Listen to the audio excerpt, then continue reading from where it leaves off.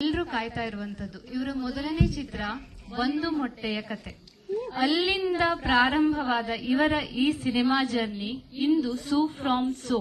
ಇವರ ಎಲ್ಲ ಚಿತ್ರಗಳನ್ನ ನಾವು ನೋಡ್ತಾ ಬಂದಿದ್ದೀವಿ.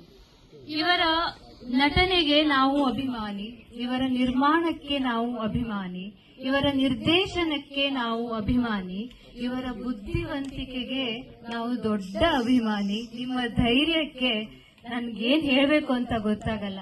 ಹೀಗೆ ಹೇಳ್ತಾ ಹೋದ್ರೆ ಪಟ್ಟಿ ಮಾಡುವಷ್ಟಿದೆ ಇವ್ರ ಬಗ್ಗೆ. ಇವರು ಇಂಥ ಒಂದು what a versatile actor, such a brilliant actor.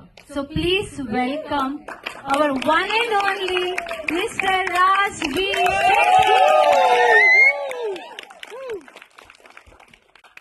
ಮೊದಲನೇ ಕನ್ನಡದ ಸಿನಿಮಾ ನಿರ್ದೇಶನ ಮಾಡಿರುವಂತದ್ದು, ಮೊದಲನೇ ಸಿನಿಮಾ ಕನ್ನಡದಲ್ಲಿ ನಿರ್ದೇಶನ ಮಾಡಿರುವಂತದ್ದು. ಇವರು ಮೊದಲನೇ ಸಿನಿಮಾದಲ್ಲೇ ಸಿಕ್ಸರ್ ಅನ್ನ ಬಾರಿಸಿಬಿಟ್ಟಿದ್ದಾರೆ. ಇಷ್ಟು ಒಳ್ಳೆಯ ನಿರ್ದೇಶನ ಜೊತೆಗೆ ಒಳ್ಳೆಯ acting. Please welcome our director JP Tenginadu. Ravi ಅಣ್ಣನ ಬಗ್ಗೆ ಏನ್ ಹೇಳೋದು ಸರ್, ನಿಮ್ ಪಾತ್ರ ಎಷ್ಟು ಇಂಪ್ಯಾಕ್ಟ್ ಮಾಡಿದೆ ಅಂದ್ರೆ, ನನಗೆ ಪರ್ಸನಲಿ ಎಷ್ಟೋ ಸಮಯದಲ್ಲಿ ನಾನು ಕಾರಲ್ಲಿರ್ಲಿ, ವರ್ಕ್ ಅಲ್ಲಿರ್ಲಿ, ಮನೇಲಿರ್ಲಿ, ಏನಾದ್ರೂ ಒಂದು ಚಿಕ್ಕ ಅಡಚಣೆ ಆದಾಗ ರವಿ ಅಣ್ಣ ಇದ್ದು ಬಿಟ್ಟಿದ್ರೆ ಸಾಲ್ವ್ ಆಗಾಗ್ತಿತ್ತು ಅಂತ ಎಷ್ಟೋ ಸಲ ಅನ್ಸಿದೆ.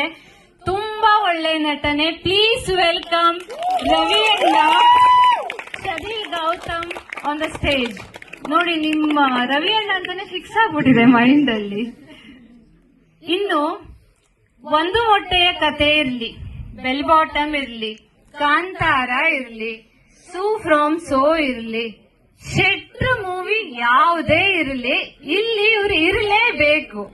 ಯಾವುದೇ ಪಾತ್ರ ಕೊಟ್ಟು ಅದಕ್ಕೆ ಜೀವ ತುಂಬಿ, ಒಳ್ಳೆ ಜೀವ ತುಂಬಿ ಆ ಪಾತ್ರಕ್ಕೆ ಒಂದು ತೂಕ ಕೊಡುವಂತ ಅದ್ಭುತ ವ್ಯಕ್ತಿ Prakash Tuminad. Please welcome Shri Prakash Tuminad on the stage.